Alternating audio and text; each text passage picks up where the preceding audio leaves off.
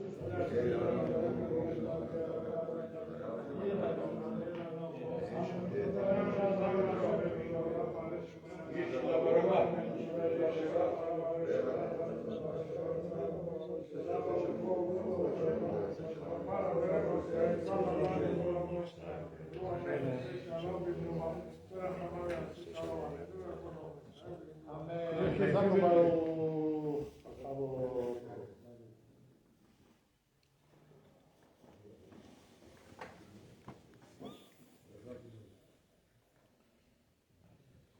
evening, Rabbi.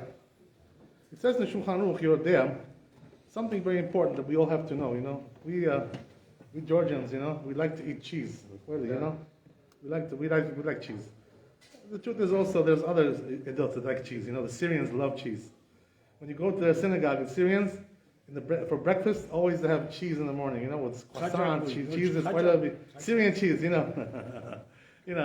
So we love cheese. And so here's the thing, right? That the question is, does cheese need kashrut, or can you eat any cheese today, or how does it work today? So the truth is, it says in Shulchan Aruch something interesting. This comes from the Masechet Chulin in the Gemara. It says over there that the Chachamim Gazru, the rabbis made a gezerah, they made a decree, not to eat the cheese of goyim. Huh? They made a decree, agzares. Yeah. Goyim maybe squarely. The cheese of goyim. Goyim? Goyim maybe cheesy. Oh. Yeah, of course. So the question is why? What's the reason why? Well, what's in there? What's in there? What's in there? Yeah. აი მაგალ საქართველოს შოვარგავი სახშირო ოჯახები ისა გზალეს თუ ქარხანა რომელიც საკეთებს ისა გზალეს. Well, everything. Yeah, of course, okay. Yeah. So what's the question is why? Why is the reason? So the truth is in the Gemara over there, Masechet Chulin, it gives three reasons, why the cheese of the goyim is forbidden. But in the Shulchan Aruch, it gives basically one reason, So what's the reason that it gives over there? Because they use, in the old days anyway, today maybe not so.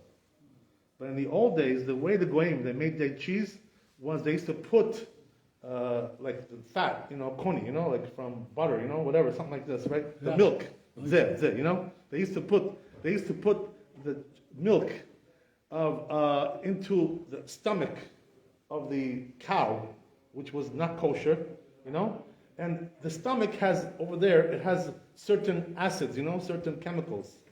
And these chemicals in the stomach of the cow, it makes the cheese. That's what it does, you understand? So what happens is that because it's made in the stomach of the cow, there's trefa there, because it's not kosher meat.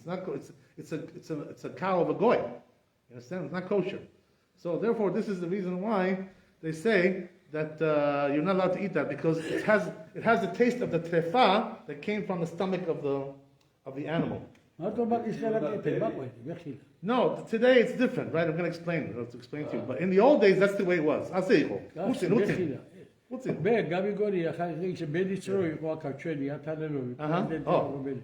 აი შვეიცარიის სკოლი რა არის ხო იცი ისა დიდი ისინი დახურეთ დიდი დახურეთები რო იგავ ქაშერიაო რაბებას ქესო ვაფშე. Yeah, well here's the thing, right, that in the old days this is the way they made it, because they had no other way to make cheese in those days, because the stomach has a certain enzymes in there, enzymes, and those enzymes are what makes the cheese. They had no other technique, to do this in the old days. Now they have other techniques, Baruch Hashem. Today they have already other things. They don't need anymore the enzymes from the cow.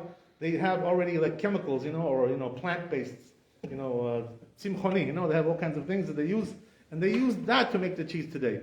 So the question is like this, today, since most of the cheeses, the truth is, even the cheeses of the goyim, they don't have this animal stomach thing there. It's not there anymore. They don't make it that way anymore. So the question is, can we eat it? Today, because today it's not like that anymore. So the truth is that it says in Shulchan Aruch something interesting about this. It says like this, that even though there are goyim that make the cheese in a kosher way, it's true. Not everybody makes it that way, as we say. Today, almost nobody makes it this way. So the question is, what do we do? So it says in Shulchan Aruch, but the rabbis made the takana, they made takana in an inclusive way. What does that mean? That they said, lo plug, we don't separate between this cheese and that cheese, this goy and this goy and this. it's all asur. They made like akzalas. They made like a takana like this. So therefore, today, even though most of the goyish cheeses they're kosher, really, according to the ingredients, there's nothing non-kosher there. But today, anyway, we're not allowed to eat that. This is the thing, So that's why a person today still has to go to the store and buy cheese with a hechsher, it has some kind of hechsher that shows that it was made by Jews, or it was made by under supervision of Jews. This is what it says in the Shulchan Aruch. There are some rabbis today that have certain hechsherim, like I think the triangle K, which is not really so accepted in the religious world, So he allows that, this guy, or tablet K, whatever it is. I don't know, one of these guys, They allow cheese like this, which is made by goyim, and they say it's kosher. But the truth is that most of the you've seen this right before, but most of the chachamim don't agree with this, So therefore, a person shouldn't use it, not a good idea. Even though, okay, maybe it's not something non-kosher there, but the rabbis forbade, So akzalas, So because they forbade this. Yeah,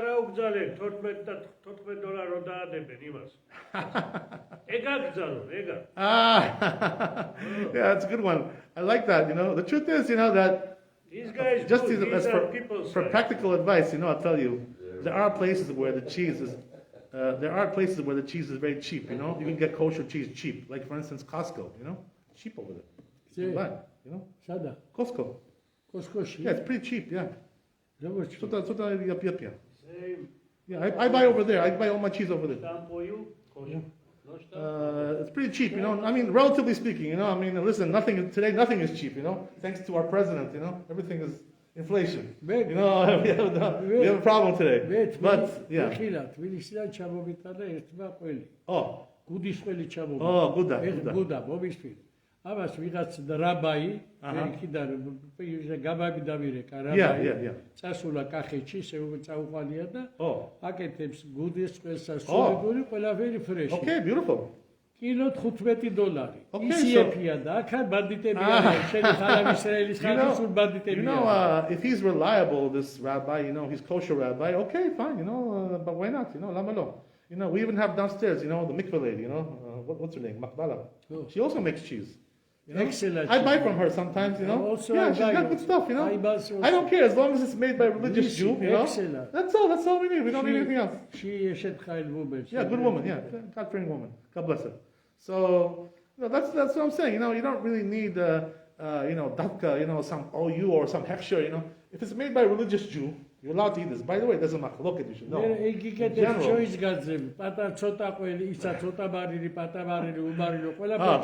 In general, you should know, by the way, there's a big machloket, between the Sfaradim and Ashkenazim. I will explain to you what it is. This affects us, by the way, very much. Because we all go to restaurants, right, to eat, right? Yossi manages them. He works in that field. So he knows what's going on over there. So you know what it is today? The truth is, it's a machloket between the Sfaradim and Ashkenazim. The Ashkenazim, when they give, hechsher, to a restaurant, kashrut yudad one, so what they require is that the Mashgiach should be there all the time, or most of the time. There should be a Mashgiach there. They call that Mashgiach Tamidi, somebody who's there all the time, most of the time. Sometimes he goes out, to buy some cigarettes or whatever, but most of the time he's there. You know what I mean? So they require that. Now here's the thing, right? What's the chidush of the Ashkenazim? They say that they require this even though the owner of the restaurant is himself a religious Jew. You know what I mean? They require it anyway. It doesn't make any difference. You're religious, not religious, Jewish, goy. They require it in any case. According to the halakha, yeah, but mashgiach this means, that's the way it is, right? So here's the thing, right? But the truth is, according to halakha, according to Shulchan Aruch, if a person who's religious, okay, who makes really religious, not fake, not fake religious, I'm not talking about people like that. I'm not talking about that, right? There are people also like that. I'm talking about really religious people, really God-fearing, So if a person is like that, operating a restaurant, according to halakha, he doesn't need a mashgiach over there. You can trust him. I mean, he's a religious Jew. What is he going to feed you? What? Taifot and nevelot? He's going to feed you? Right. So according to, I'm sorry, yeah. He's supposed to be there, though, right? I'm sorry. He's supposed to be present all the time. He's there. Or his people are there, you know what I mean? So we don't require, you know. No, he's not like a mashgiach. The owner is not a mashgiach, you know what I mean? You said But kosher because he baby. owns it, we Yeah, trust him, you know, that everything he does is on, you know, above, on the books, you know? It's on the books. So the truth is, according to halakha, you know, even though this surprises you, right? Because we grew up with this Ashkenazi method, you know what I mean? We all did. You know, like, wow, oh, if you don't have mashgiach, oh, treifus and nevelis, you know, like they say, you know? It's not treifus and nevelis, I'm sorry. You know, there's a religious person there who owns the place, you know? He's a religious Jew. But this is the, you know, okay, yeah, sorry, yeah. Which restaurant is bus steak, $75, $85? They have high quality mashgiach there? Yeah, I don't know. Go check. I don't. Go check and see what happens over there. I don't know. But this is not my business, you know. Maybe Yossi knows better all these things, you know. I don't know so much these things. Yossi don't. But in the practical business, right? But here's the thing, you know. Why do they? The truth is, you know, it's a big question on the Ashkenazim. Why do they require to have mashgiach if the owner is religious? You know what I mean? What's the? Because you know, there's a rule like this in halakha. It says in the Shulchan Aruch, you know. You know what that means? One witness, you know, one person. If he tells you, religious person, you know, this food is kosher, you can believe him, you know, we believe him, you know. And that's why the owner, right, the owner is believed because he's a religious person, you know, so we believe him. This is the very, very simple principle in halakha, you know, so why do the Ashkenazim, they require mashgiach? So here's the trick of the Ashkenazim, you know. Sure.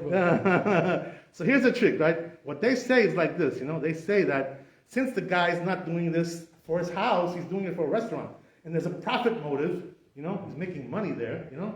So maybe he has incentive, you know, motive to cheat a little bit, you know, to make more money. So they say, business is different, you know. There's business, there's home. In the home, we believe him.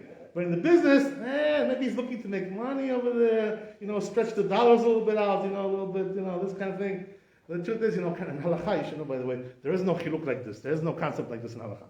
So what does that mean? The truth is, you know, that a person who has a restaurant and he's a religious Jew, you're allowed to eat there, you know, without any question. You know what I mean? As long as he's really religious. Unfortunately, you know, what we have here in this area, also in New York City in general, maybe the whole country, I don't know exactly, you know, we have like two standards of kashrut, you know. Only standard bucks, you know. We have black kosher, we have regular kosher, you know. So the question is, you know, I mean, are you allowed to eat the regular kosher, you know, or you have to eat black kosher? This question always comes up, right? What's the difference? What's the difference? I'm sorry. There's much quality mashgiach. Where is the Yeah, so the truth is, you know, that I'll tell you what the difference is. The main difference is like this, the main difference, okay? There's also other things, smaller things. But the main difference is like this, you know, that Glatt kosher means that they check the lungs of the animal to see that if it's not disease, you know, dawa de burera, you know, because if it has a disease, it's called trefa, you know, and it's not kosher. Even if you shecht it, you know, you shechted it good, it's still not kosher. You know what I mean? So it says in the Shulchan Aruch, in the Bet Yosef brought down in the Yordea, it says over there that if a person, look what it says, something unbelievable, right? In the Shulchan Aruch it says, if a person sells meat like this, you know, I'm talking about not chicken, I'm talking about beef, you know, or lamb, right? You know, mammals, right? Red meat. So it says if a person sells red meat without checking the lungs, you know, so we consider this guy a rasha, you know, because he's treating trefot, feeding trefot and nevelot to his Am Yisrael. What does that mean? He's not checking. So what does that mean? Every time you go, you know, to the store, you know, to a place like this, you're gambling, you know, like you're rolling the dice, gagora, you know, you're playing, you're gambling. Why? Because maybe, you know, the lungs, since the lungs are not being checked, maybe this one was trefa. How do I know? Nobody's checking the lungs. You understand? This is the problem. So this is the reason why a person should eat in restaurants like that. Because, you know, I'm not talking about eating over there some French fries, you know what I mean? I'm not talking about that, okay? I'm talking about eating meat, you know, obviously. But the truth is, you know, there's no business to be there in those restaurants that be like this. Because you never know what's going to happen, you know, you never know what's going to be. Better just to avoid those places altogether, you know, unless, you know, you have to ask a rabbi, you know, sometimes you can, there are certain things. Like I, for instance, you know, over there, tandoori, you know, over here, right, this guy, right? He's a very nice guy, like him, you know, Israeli, he's a Bukharian guy. Nice guy, very sweet guy. He tells me he keeps Shabbat, he takes challah from the bread, you know, whatever. But he doesn't have black kosher, you know, this is the problem, you know. So I told him, you know, several times, I said, listen, my friend, you know, make your restaurant black kosher. I'm coming to eat here also. You know what I mean? Do me a favor, you know. He says, yeah, I will, but he never really does, you know. Okay, you know, why you don't he make? never does it, but... Yeah, I mean, it's all the same, you know, pretty much, you know, it's all the same. But this guy is, at least, he's like, he looks like he's a religious guy. I don't know exactly how religious he is exactly. You guys probably, the Bukharis, they probably know better than me. I don't know how religious he is. But anyway, right, the thing is that if it's not Glatt kosher, you're rolling the dice, Every time you go into a place like this, you eat the meat over there, you don't know, trefa. I'll tell you a joke, we'll stop here with our meat. It's a funny joke, right? They say, Rabbi Yoel Satmar, who was a big rabbi of Satmar. Kosher, this is business, out of business, right away. Because Main Street chortzir is $30. Regular kosher chortzir. Yeah, it's very expensive, you're right. Today inflation, it's double price what it used to be, We're paying now double for meat that we were paying 2 years ago. You know what I mean? What can we do, Yeah. But the prices are going up with everything, you know what I mean? It's not only meat, everything. Gas is $5, and this and that. We're being ripped off everywhere. For one reason, gas is grow up everything 100%. How many gas are? I don't know. What can I tell you? What can we do? By the way, you should know that this problem, it's not only in America, it's everywhere in the whole world, inflation today. Even in Israel, I was in Israel 2 months ago. I went there, the prices are like double, everything's double. What I remember from 5 years ago? Double. Even though I can't believe it, Okay, Bezat Hashem, amen. Amen, amen. Right? So, yeah. Restaurants that eat chicken, not the meat. Yeah, I'll tell you something. There's also other problems with these restaurants. The problem is that the person who owns it is not religious, sometimes. Also, you can't trust him. You never know what's going on in these places, you know what I mean? So I don't know, maybe Yossi has something to say about this, Maybe he sees what goes on in these places. I personally, wouldn't eat their chicken. I would try to avoid it if I could, unless I'm very hungry, I have nothing else to eat, maybe if I'm starving. I don't know. But I would try to avoid it if I was you. But here's the thing, right? I'll tell you something, a joke, and we'll finish with this, right? They say Rabbi Yoel Satmar, who was a big Chacham of Satmar. He passed away already. He was the one who founded. The best kashrut they have, because they are so. Oh, Satmar. Okay, yeah, it's good. Yeah, you're right. They have good side. Especially on Yes. all Yes. over the Reka, even Absolutely. Yes. Sat- I agree with Sat- you. The best kashrut in America, probably, right? Satmar, whatever. Right. Ali, Satmar. Satmar Ikaya. So anyway, right? I'll tell you something funny, right? Guys, I want to do our big. I don't want to. Okay,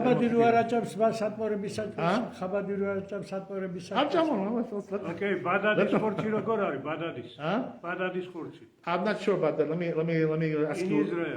I don't know. In Israel, there's very good things over there. There's very good kashrut over there. The kashrut over there is much better than here. Much higher level. Right. So I'll tell you a joke, right? We'll finish here, right? Rabbi Yoel Satmar, they say one time he was driving in a car, with the Hasidim, They're driving him somewhere. So they were on the highway, So they saw a butcher, meat shop, So it's like blinking, like kosher, kasher, like in the old days they used to have this blinking, kasher. So they showed him, they said, Rebbe, here, this place is kosher, no? So he told them, this was not black kosher, like I told you, right? So he told him the joke. He was a funny man. He was very witty, So he told him, he said, just like it's blinking, on and off, kasher. Sometimes yes, sometimes no. It's blinking, Sometimes yes, sometimes no. This was a joke. Even Shabbat they open. Baruch Adonai Le'olam, amen. Rabbi Hananiah ben Kasher, אומר הציבור שלו בחוץ ישראל, רבי חכי בא להם תאום את סוד של נור החפץ, למען צדקו יגדיל תורה בידי.